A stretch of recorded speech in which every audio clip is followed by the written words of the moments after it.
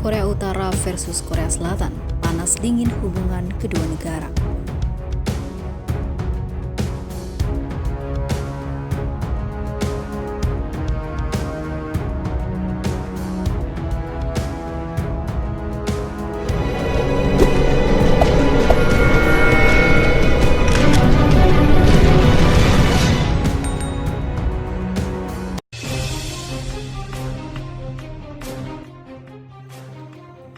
Korea Utara atau biasa juga dipanggil Korut, meledakkan kantor penghubung antar Korea pada Selasa 16 Juni 2020.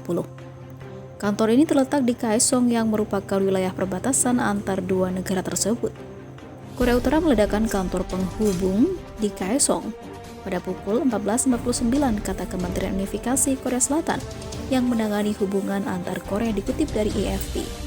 Kantor penghubung berdiri sekitar 2 tahun lalu sebagai bagian dari usaha penyatuan Korea.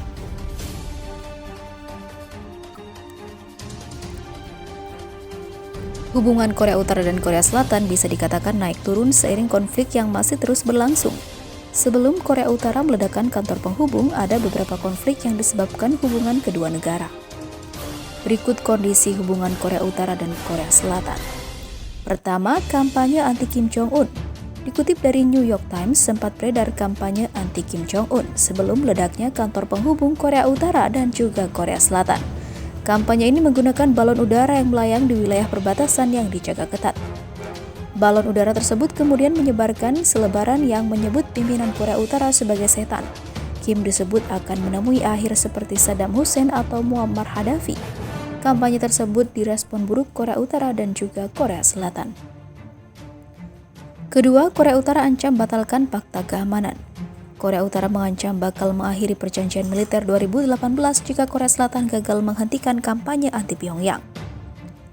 Peringatan itu dilayangkan dari Korea Utara. Kim Yo Jong menilai fakta pertahanan disepakati pada 2018 itu tidak lagi berharga. Korea Utara bisa menutup kantor perwakilan di selatan dan menghentikan kegiatan di kompleks industri milik kedua negara di kota Kaesong. 3. Ancaman tutup kantor penghubung. Korea Utara juga mengancam akan menutup kantor penghubung dengan Korea Selatan usai para pejabat melihat selebaran anti Pyongyang, dikutip dari AFP. Peringatan ini adalah yang kedua. Ancaman tersebut mungkin adalah pembalasan atas kegagalan Korea Selatan dalam menghentikan pembelot Korea Utara. Pembelot itulah yang kemudian menjatuhkan informasi dari balon udara berisi kritik terhadap catatan hak asasi manusia dan ambisi nuklir Korea Utara. Keempat, geger adu tembak Korea Utara versus Korea Selatan. Dikutip dari AFP, pada Minggu 3 Mei 2020 lalu, militer Korea Utara meletuskan tembakan ke arah zona perbatasan dengan Korea Selatan. Adu senjata terjadi sehari setelah kemunculan Kim Jong-un di depan publik. Militer kami merespon dengan 2 serangan tembakan dan pengumuman peringatan sesuai dengan manual kami, kata Kepala Staf Gabungan Korea Selatan di Seoul.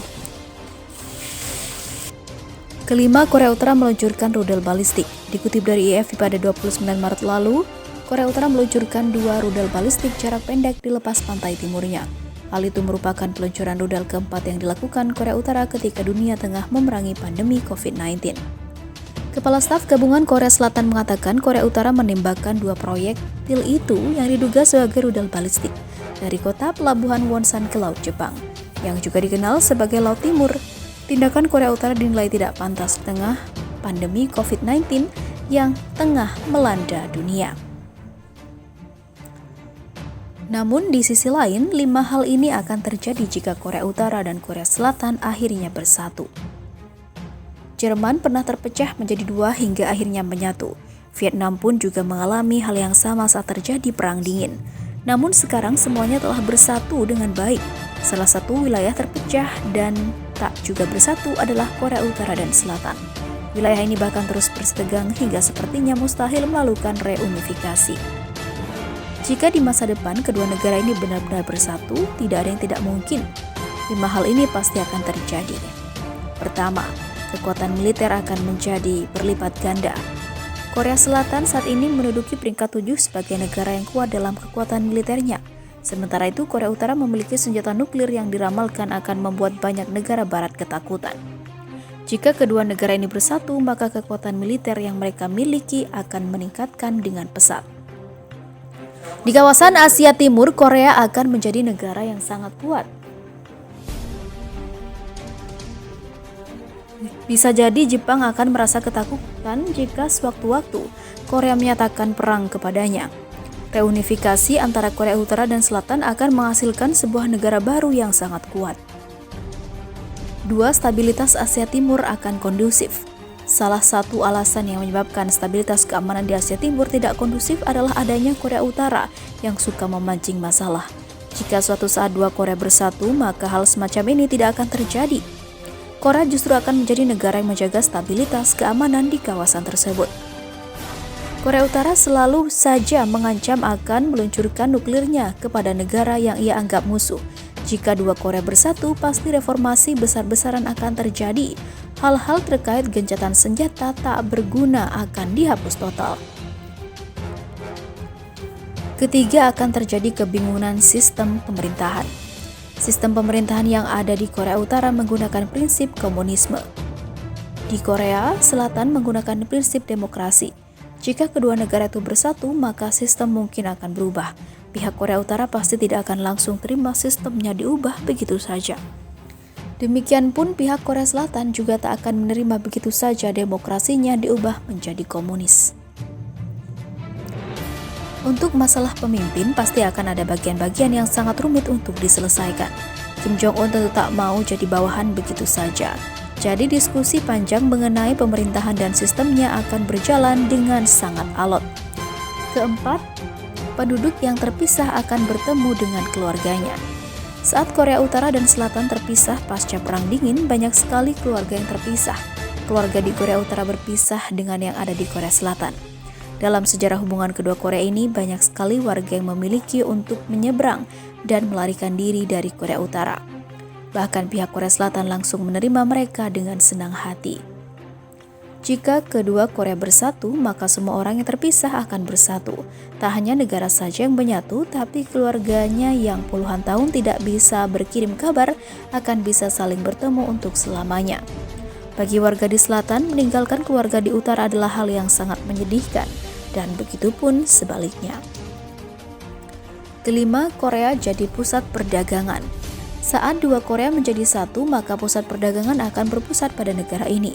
Perdagangan berupa barang dan mungkin hiburan serta budaya akan berjalan dengan sangat lancar. Selain itu, Korea Utara juga banyak sekali mengandung sumber daya tambang yang belum dieksplorasi. Jika kedua negara ini bersatu, sumber daya ini akan mampu digunakan dengan baik. Korea mungkin akan sejajar dengan Tiongkok dan juga Jepang. Negeri ini akrab berkembang secara pesat dan membuat banyak perubahan di regional maupun internasional. Jadi jika kemungkinan yang sangat kecil ini terjadi, Korea benar-benar akan menjadi negara yang sangat hebat. Itulah 5 hal yang akan terjadi jika kedua Korea bersatu. Bagaimana dengan Anda? Apakah setuju atau tidak jika negeri milik Kim Jong-un ini bergabung dengan negeri K-pop? Namun beralih ke berita Korea Utara selanjutnya. Sementara itu, di sisi lain, calon Menteri Unifikasi Korea Selatan, Kim Yo Jong, masih berminat untuk berdialog dengan Amerika Serikat. Calon Menteri Unifikasi Korea Selatan, Lee In-yong, mengatakan meskipun hubungan Korea Utara dan Amerika Serikat terhenti sekalipun, namun hubungan antara Korea harus terus berjalan. Lee pada hari kedua uji kelayakan dan kepatutan parlemen yang diadakan pada hari Kamis 23 Juli 2020, ia menuturkan dirinya akan menciptakan perubahan yang berani untuk memutarbalikkan waktu antara dua Korea dan Korea Utara Amerika Serikat.